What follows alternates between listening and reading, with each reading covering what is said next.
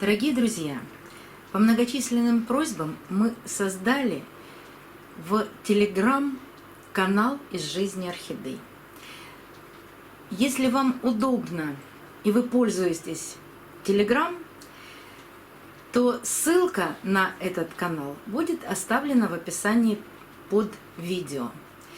Подписывайтесь на Telegram канал, если вам это интересно.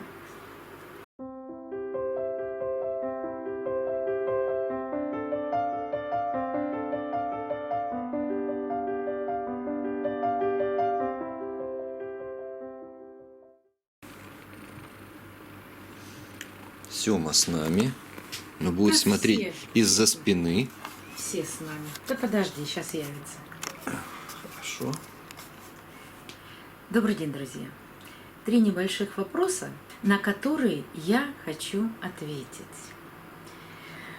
Почему я не опыляю орхидеи, не выращиваю коробочку с семенами, потом не выращиваю семена, а из них орхидеи. Видите, как я долго рассказывала, как это происходит. Во-первых, нужно сделать правильное опыление.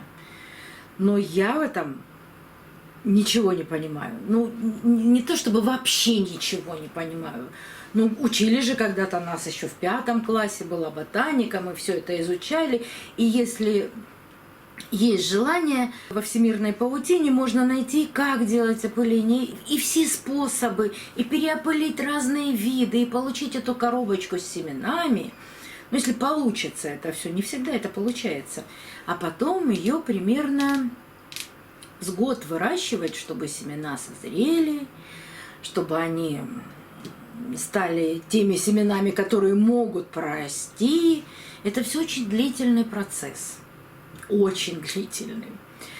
Потом эти семена должны прорасти в специальном растворе, который тоже нужно составить. Этот раствор питательный для семян. Если это естественные условия, коробочка открывается, семена разлетаются, они очень-очень мелкие. Если вы видели стручок ванили, это тоже орхидеи. У меня есть ваниль. Никогда в домашних условиях, ну, по крайней мере, говорят, что не получается вырастить вот эту коробочку, стручок семян. Потому что ваниль цветет всего 1 сутки. Ну, в естественных условиях там же есть жучки, паучки, пчелки и разные насекомые, которые это делают. А здесь же надо все это самому сделать и правильно сделать, чтобы попасть туда, куда надо. Ну, в общем, короче говоря, созрела эта коробочка. Создаем питательный раствор, в котором должны прорасти семена. Еще раз вернусь к тому, что в естественных условиях семена разлетелись и должны попасть в то место, где они смогут прорасти. А прорастают они в естественных условиях только в симбиозе с грибком, который дает ей вот эти питательные вещества. Если просто попала в землю, она не вырастет. Семечко не прорастет, там не семечко, там такая крохотулечка. В интернете, пожалуйста, есть из чего и как составить этот раствор. В общем, составили, прорастили, еще затратили на это, ну, минимум полгода. Если вы видели, как они прорастают, ну и вообще, вот фасоль возьмите фасолину и прорастите. Какой там сразу растет огромные вот эти семидоли, листья, и потом вырастает фасоль. Огурец, то же самое. Кажется, семечко маленькое, но растет очень быстро. У орхидеи семечко крохотное, и растет оно очень долго. Многолетник, некуда торопиться. В этом питательном растворе она тоже должна провести длительное время для того, чтобы, может быть, в закрытой системе, как это делается в Азии. Вот эти фласки – это как раз выращенные из семян в питательном растворе маленькие орхидейки. А потом размыть эту фласку, а потом посадить, а потом неизвестно, сколько из них прорастет, сколько из них погибнет. Вы представляете всю эту работу? И я просто всегда говорю, ну, конечно, я так не думаю, но дожить бы до конца этого эксперимента. Ведь мне не так мало лет. Я, конечно, шучу, но действительно нужно создать просто идеальные условия для роста этих семян. Сначала для того, чтобы их получить, потом для того, чтобы их прорастить и получить из них орхидеи. И вы прекрасно знаете, я часто об этом говорю, что орхидея до взрослого состояния растет от 3 до 5 лет. Ну вот мне надо затратить 10 лет для того, чтобы вырастить такую орхидею. И потом, все орхидеи, которые выращены вот таким искусственным путем, их нужно обязательно стимулировать. То есть применять какие-то гормоны, иначе они просто расти не будут.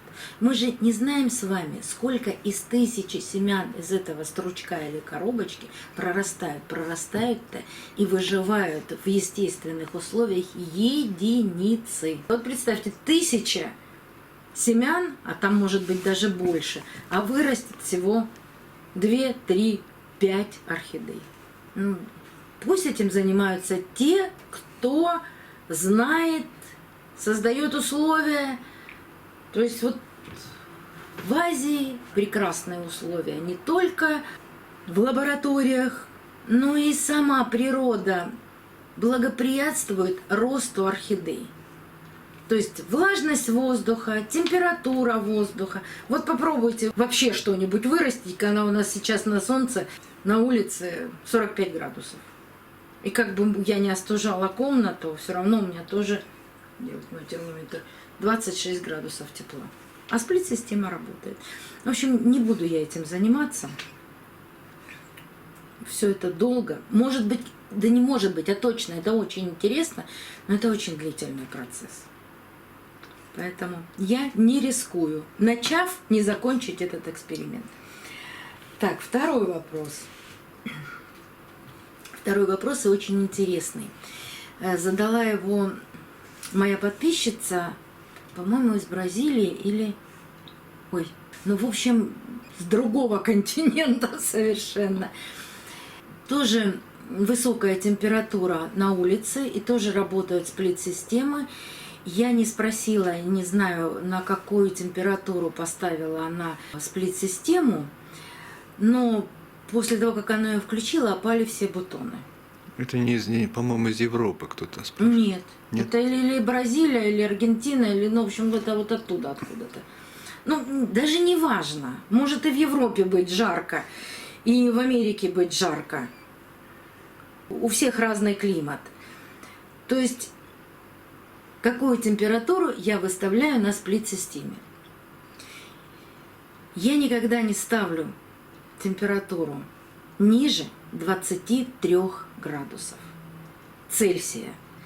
В фаренгейтах не знаю, сколько это. Переводите сами, есть таблица перевода, сколько это в фаренгейтах. У меня от 23 до 26 градусов. Если я нахожусь в комнате, где работает сплит-система, то включено 25 градусов. Потому что мне в 23 градуса самой холодно.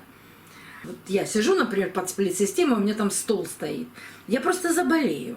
Мне это не нужно. На 18 градусов я никогда не включаю.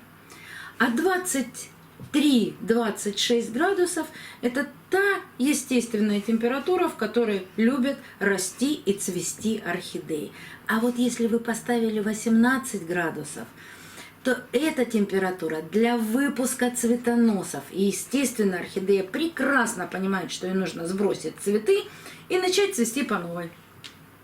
И даже при 23 градусах у меня орхидеи очень активно пускают цветоносы. Но я не люблю летнее цветение, потому что цветоносы не крупные.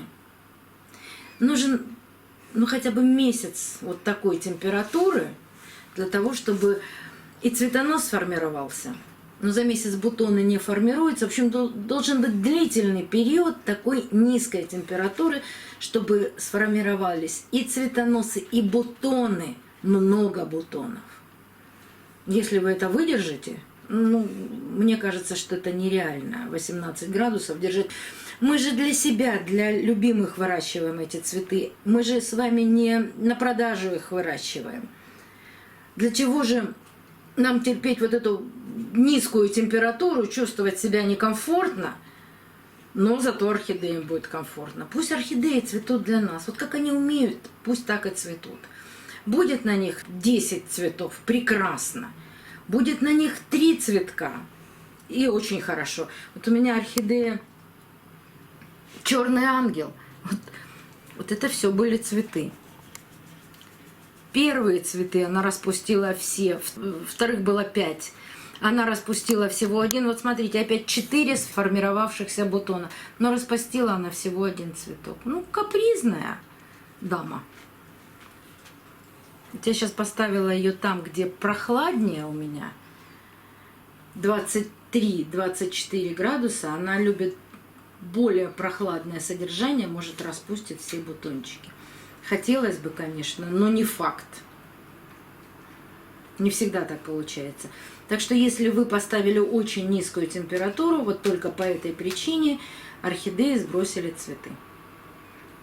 Но наверняка через месяц, если вы поддерживаете такую же температуру, наверняка через месяц появятся новые цветоносы. Так что с одной стороны плохо, с другой стороны может быть хорошо. И еще один вопрос. Даете ли вы орхидеям цвести, когда у них всего 2 листика? Если вы недавно приобрели азиатскую, голландскую орхидею в размере 1,7, то при 2 листиках ни в коем случае не давайте ей цвести. Даже если температура в квартире у вас ниже 20 градусов и орхидея выпускает цветонос, не давайте такой маленькой орхидее цвести. Она потом будет долго болеть после этого, если вы, конечно, не применяете никаких стимуляторов. Если вы применяете стимуляторы, то есть гормоны, кислоты и все остальное, вот все равно, что вы делаете с орхидеей. Абсолютно все равно. Вы уже все равно все в ней нарушили. И неважно, отцветет она у вас, погибнет потом, болеть будет. Но если вы не применяете никаких стимуляторов, то лучше не давать орхидее цвести, особенно вот такой маленькой. 2,5 размер горшка в дюймах. Вот мы разные орхидеи заказываем. 1,7, 2,5, 3, 3,5. Это все размер горшка в дюймах. Соответственно, и 2,5 размер орхидеи будет больше, чем 1,7. 2,5 размер – это почти готовая орхидея к цветению. Но я даю возможность этим орхидеям еще полгода минимум подрасти. Когда мы их получаем, все равно корни у них чаще всего закукленные. Даю им возможность начать растить корни, листья, и только после этого они цветут. Но бывает так, что даже купленная орхидея в размере 2,5 вдруг начинает сбрасывать листья. И остается 2 листика. Конечно, желательно, чтобы такая орхидея не цвела. Минимум нужно 3, 4, 5 листьев для цветения. Но ситуации бывают разные. Поэтому смотрите всегда по ситуации, по количеству корней и количеству листьев. Я не просто так поставила вот эти 2 орхидеи. Вот, черного ангела и Савион. С единичкой. С единичкой, да. Потому что об этой орхидее я рассказываю 3 года. И специально для этой и еще 4 орхидей был создан плейлист. Вы можете посмотреть историю всей этой орхидеи. Она была куплена совершенно с гнилыми корнями. У нее было много листьев. Она их все съела и начала расти. После первого цветения я ей дала возможность цвести с 2 листьями. После того, как прошла вот эта полная реанимация. И она сбросила этих 2 листа и нарастила 3 новых. В общем, 3 года прошло до того, как я получила вот такое цветение от этой орхидеи. Здесь были еще цветы, вот видно, что уже сброшенные цветы, это дорощенный цветонос. Эта орхидея была взрослой, потом превратилась в малыша и опять стала почти взрослой. Вот в этом случае можно дать цвести. А вот когда совершенно маленькую орхидейку вы получаете, не очень хорошо это. Одним орхидеям все равно, как это будет происходить. Другие долго после этого болеют. Еще от орхидеи много зависит. Никогда не угадаете. Но лучше все-таки срезать цветонос. И мы часто видим, когда покупаем орхидеи, вот пересаживаю орхидеи, и видно, что производители первые цветоносы всегда срезают.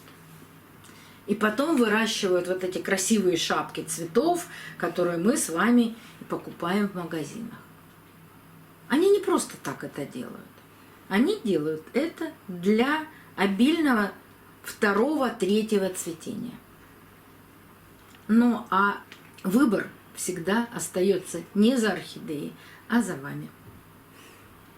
До новых встреч, друзья! Увидимся на канале.